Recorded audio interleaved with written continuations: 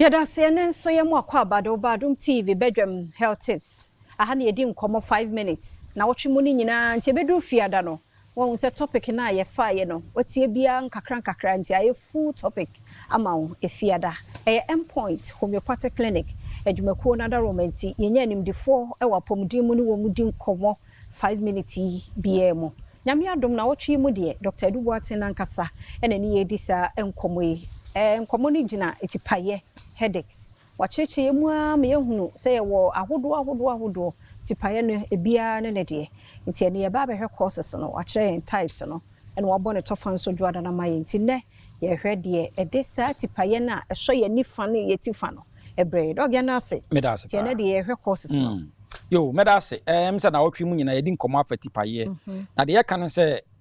o ebia obi ho na wa na yie eno no na utipaye wa enya yade obi ho na kom bi na de no na ne ti apan na no nya yade obi ho na ne de no ebia wa dakora wa na yie wo da hwa na ebenya na ewo ena wa na enwie ena utie paye wa no nya yade ne ye ka tipaye no a tipaye ye yade no yade etoaso enti bo nse obi ho ba 1 week na ne tipaye no obi ho ne ti no paye no yes ebi de etimi continuous obi so betimi apaye no na ekọ ewomu anaba na ekọ ewomu anaba na ebeka say episodic headaches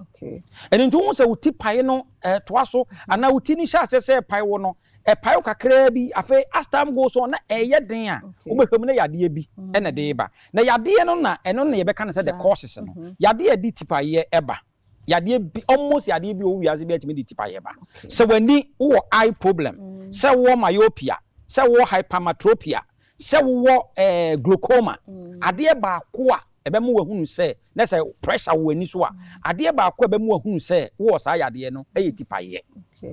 na bo se sa tipaye ne ba bo so wani utini payo na wani so upuru nsuo obu ha bo se na efa oboma so so hu ne wati ko nyina no na epayo obi wa na ni tipaye no egina hypertension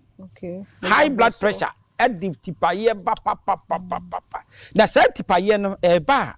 de obehunu ni say apart from say wakoma bo padi na wani su biri wo na wuti paye wo na honam nyina ye obete no de obehunu ni say obon say wuti efa edwa wo ga ase de akuma ena edwa wuti fa no enti high blood pressure ya ade a ede tipaye de ba in fact obi kra wo cancer of all types de ba ema uti de payo na say tipaye no so ba ye constant uti ni nyina etimi de payo ene ye wo tipaye a ye wo nervous system ana obi wo kra no a ye wo exertion type of tipaye na just say me kire wo say ye wo different types of headaches obi wo ana ne de no ye wo tension headaches kra wo tension headache ene ye wo exertion headaches what you say it obi wo a tension ana stress bi ena dano so why stressful enti obi why stressful ni nti no bo se na ni ti eye ne ya na say tipaye no bo se obu a bo se na ni ti mu sa hyehye no ana say ye nerve damage se obi a wo nerves no na damage a ena di say tipaye ne ba no a bo se wuti no na mu hyehyew na wuti na se bibi ni namu wuti ni namu na bo se wo shoulders enyina so wo shoulders na je se wo de no wo nerves no ena enya adwuma yie so it could be any of the ebia say the can say hemicranial nerves no bo say ebia no na say na de sa de na ba obi so wana de de ni tipaye na ba no fever say malaria say typhoid say hepatitis ni nyina enti obi wo fever obo say nanum ye no na wo fe na wontimi ni di loss of appetite dan honam nyina ne bete na so ni ti etimi de edwa no obi kra wo yam yade will be ya over a period of time one quite immediate and also quite immediate. Obi also cry no now the side effect of certain medication. A drobi a one of my wounds so etipaye antidepressant medications. Immediate.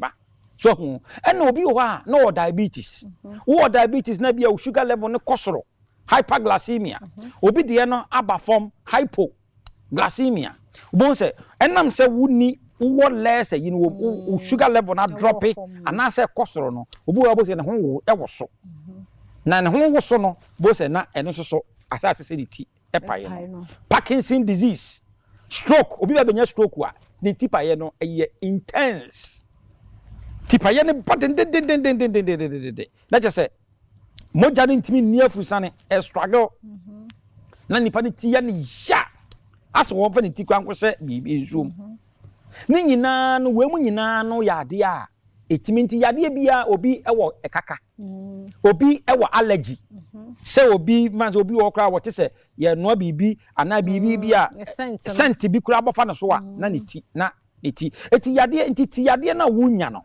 it is possible say yade bi ene shaase de tipa ye no eba me kan word no ma yare bi hu sunsanso yade hu bi sunsanso ene de sai tipa ye no eba eti tipa ye no ya just a symptoms of yade tipa ye nya yade nemo yade bi hu sunsanso ene de sai tipa ye no eba eti wo bi ene yade bi ha bia end point to be particular ye free scanning for prostate mema prostate wo jonso mu hawo ene ma awo mu hawo wo chima mu hawo anase wuntimi wo awo wonyema na asai no end point oba scan na free yade bi hawo bia mesrew fa me number no na yeni nkomo emfa wo yade no a hawo no a wuntimi na obi ani skese no number no ye 0244 86 70 68 0244 86 70 68. Dr. Dubois na otene nkana mfa headache eni agro nkase o mitipa yi